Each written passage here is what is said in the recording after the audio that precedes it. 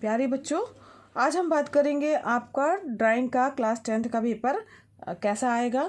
और ये जो पुराना पेपर है जो कि 2020 में एग्ज़ाम हुआ था वो पेपर है, उसको भी देख लेते हैं कि उसमें किस तरीके से जो है वो पेपर इस पर में क्वेश्चन आए हुए थे। तो बच्चों आपको पता ही है कि आपका पूर्णांक कितने नंबर का है, 70 नंबर का पूर्णांक है। और आपका पेपर का समय बच्चों 3 घंटे 15 मिनट निर्धारित किया गया है।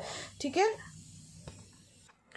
यहाँ पर जो 15 मिनट है वो आपको प्रश्न पत्र पढ़ने के लिए निर्धारित किए गए हैं। और यहाँ पर निर्देशों को आप बहुत ही सावधानी से निश्चित रूप से पढ़ा कीजिए, क्योंकि उससे पता चलता है कि कौन सा खंड जो है करना है नहीं करना है, या प्रश्न पत्र आपका कितने खंडों में विभाजित है। तो निर्देशों को पढ़ना जो है वो बच्चों अति आवश्यक है।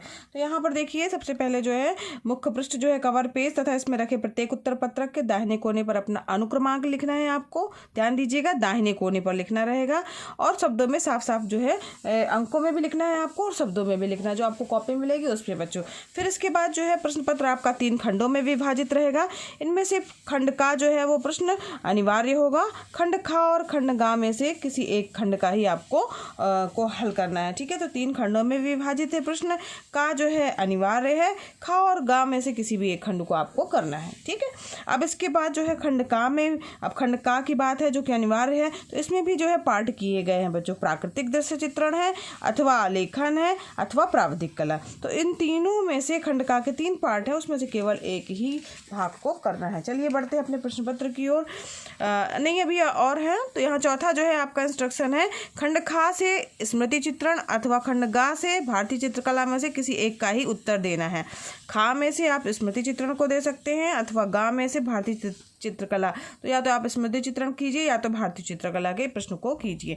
ठीक है, फिर यहाँ पर जो है जो आपको आपकी कॉपी मिलेगी बच्चों, उसमें केंद्र व्यवस्थापक की मुहर लगी रहेगी। ठीक है, और उसके बाद कक्ष निरीक्षक जो होंगे आपके, वो आपका साइन वहाँ पर अपना साइन करेंगे। ठीक, अब यहाँ पर चलते हैं खंड का की ओर, जो कि अनिवार्य है। जो कि देखिए यहाँ पर ध्यान से बच्चों, खंड का लिखा है, इसके बाद आपका ये प्राकृतिक दृश्य चित्रण का प्रश्न है, अथवा लिखा हुआ है। उसके बाद जो है वो आलेखन का प्रश्न है, फिर अथवा लिखा है। यानी आपको या तो प्राकृतिक दृश्य चित्रण करना है, ध्यान से समझिएगा, या तो आलेखन के प्रश्नों को करना है, या तो प्रावधिक कला। तो आपने पहले ही डिसाइड किया होगा कि आपको कौन सा करना है, कि प्राकृतिक दृश्य चित्रण आपके विद्यालय में चल रहा है, या आलेखन आपको करना है, या प्रावधिक कला करना है। तो इन तीनों में से जो है वो प्रश्नों को करना है। यहाँ पर प्राकृतिक दृश्य चित्रण में यहाँ पर देखिए 25 बाई 20 सेंटीमीटर के आयत में उषाकालीन ग्रामीण दृश्य चित्रित करना है आपको। ठीक है, जिसमें झोपड़ियों के पीछे छोटे बड़े पेड़, आकाश में उड़ते हुए पक्षी, पेड़ों के पीछे उषाकालीन सूर्य दिखाई दे रहा हो, सैर का आनंद लेने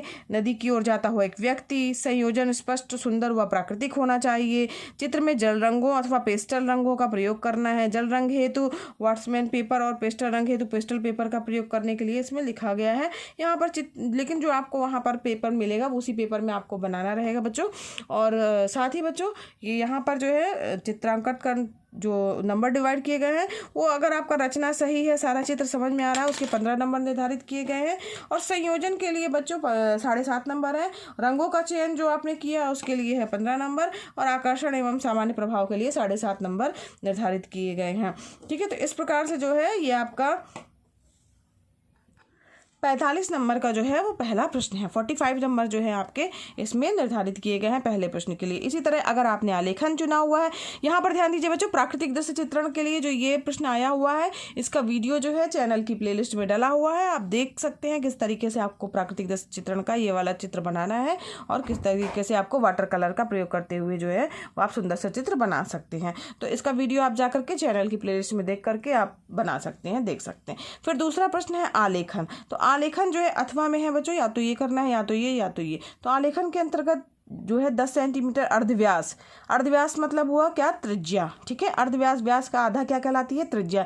यानी आपको गोला प्रकार की सहायता से 10 सेंटीमीटर जो है स्केल में नाप करके है और नाप लेना है। यहाँ 10 सेंटीमीटर होना चाहिए। इसके बाद जो है आपको 10 सेंटीमीटर का जब गोला खींचेंगे तो 20 सेंटीमीटर का लगभग व्यास वाला जो है आपका वृत्त बनेगा। उसमें ही आपको अल्पना डिज़ाइन की मौलिक इकाई बनानी है जो दीपावली के लिए उपयुक्त हो। तो यहाँ पर कमल का फूल, पत्ती, कली पर आधारित आलेखन करना है। ट्रेसिंग करना वर्जित है, यानी आपको ट्रेसिंग पेपर का यूज़ नहीं करना है। और 3 रंगों का प्रयोग करते हुए इसमें जो है आपको कलर करना है। तो ये भी जो है बच्चों वीडियो क्लासेस में बताया जा चुका है, आप देख सकते हैं, चैनल की प्लेलिस्ट में डला हुआ है इसका भी प्रश्न, इस प्रश्न का उत्तर भी, तो उसमें आप देख करके सीख सकते हैं। यहाँ पर इसके मौलिकता के लिए 15 नंबर, संयोजन के लिए 7.5 नंबर, उत्तम रंग संगति के लिए 15 नंबर निर्धारित किए गए हैं। साथ ही बच्चों सामान्य प्रभाव व आकर्षण के लिए 7.5 नंबर आपके निर्धारित किए गए हैं। अब बढ़ते हैं प्राविधिक कला की ओर, जो कि अथवा में है। अगर आपने प्राविधिक कला लिया है तो इसमें से आपको जो है इस वाले पार्ट को करना है। तो यहाँ पर भी प्रश्न दिए गए हैं, 5 प्रश्नों में से किन्हीं 3 के उत्तर आपको देना है, जो यहाँ पर जो है आपका प्रश्न पत्र है। तो यहाँ पर देखिए इससे संबंधित प्रश्न दिए गए हैं, आ बा सा दा या 5 प्रश्न दिए हैं, कोई भी आप 3 प्रश्नों को जो है आप अटेम्प्ट कर सकते हैं। अब बढ़ते हैं बच्चों खंड खा की ओर। खंड खा जो है वो स्मृति चित्रण है, स्मृति चित्रण है, फिर अथवा भी दिया हुआ है, और यहाँ पर खंड खा में जो है वो भारतीय चित्रकला है। तो आपको या तो स्मृति चित्रण के प्रश्नों को करना है या तो फिर आप भारतीय चित्रकला के प्रश्नों को कीजिए, ठीक है। तो यहाँ पर स्मृति चित्रण में जो देखिए इसमें भी 2 भाग है, आ और बा, दोनों ही भागों को चित्रित करना है, यानी आपको आ वाला पार्ट भी करना है, बा वाला पार्ट भी करना है। आ वाले पार्ट में दिया है निम्नलिखित में से किसी एक का स्मृति चित्रण पेंसिल के द्वारा बनाइए, यानी आपको पेंसिल से शेडिंग वर्क करना है। इसके लिए आपको शेडिंग पेंसिल कौन सी यूज़ करनी है, इसका भी चैनल में बताया गया है कि कौन सी वो शेडिंग पेंसिल आपको यूज़ करनी है, उससे चित्र अच्छा बनेगा आपका। साथ ही यहाँ पर जो है 15 सेंटीमीटर से चित्र आपका छोटा नहीं होना चाहिए, इस बात का विशेष ध्यान दीजिएगा बच्चों, 15 सेंटीमीटर से छोटा चित्र नहीं होना चाहिए, ठीक है। तो यहाँ पर इसको ध्यान में रखते हुए आपको चित्र बनाना है। चित्र जो है इसके लिए यहाँ पर निर्धारित किए गए हैं अंक, 6 नंबर जो है वो रेखा सौष्ठव के लिए हैं, और सही आकार और अनुपात के लिए 6.5 नंबर निर्धारित किए गए हैं। अब यहाँ पर देखिए किसी एक लिखा है, यानी आपको यहाँ पर ABCD 4 चीज़ें दी हैं, उसमें से कोई भी एक चीज़ जो है, चाहे आप ए बनाइए, ए में बाल्टी और मग है, चाहे आप बाल्टी और मग बनाइए, चाहे आप पुस्तक और पेन बनाइए, या तो छाता बनाइए, या तो हाकी स्टिक और गेंद बनाइए, ठीक है। तो इनमें से कोई सा भी आपको बनाना है, ये भी चैनल की प्लेलिस्ट में डला हुआ है, आप जाके इसकी वीडियो भी विजिट कर सकते हैं। इसके बाद है शेडिंग, उस साथ ही बच्चों यहाँ देखिएगा छाया प्रकाश और शेडिंग भी, इसमें शेडिंग जरूर कीजिएगा, ठीक है। तो यहाँ पर जो है इसके लिए नंबर निर्धारित किए गए हैं 6 और 6.5, ठीक है, यानी 12.5 नंबर जो है इसमें निर्धारित किए गए हैं। इसी तरीके से 12.5 नंबर इसके निर्धारित किए गए हैं। तो यहाँ पर कितने हो गए टोटल 25 नंबर का खंड खा का प्रश्न है।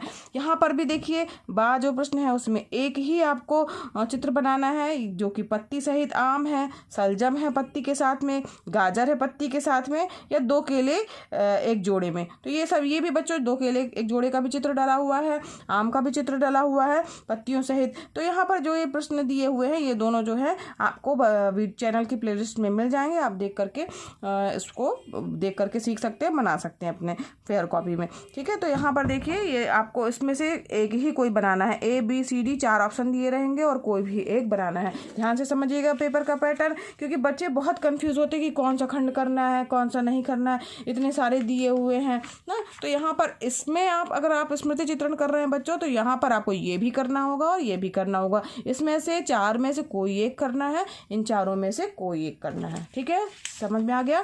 अब आगे बढ़ते हैं खंड गा। अगर आपने स्मृति चित्रण नहीं किया है बच्चों, अगर मान लीजिए आपने स्मृति चित्रण नहीं लिया है या विद्यालय में आपके स्मृति चित्रण नहीं है, तो आपको फिर कौन सा खंड करना है, खंड गा करना है, जो कि भारतीय चित्रकला पर है।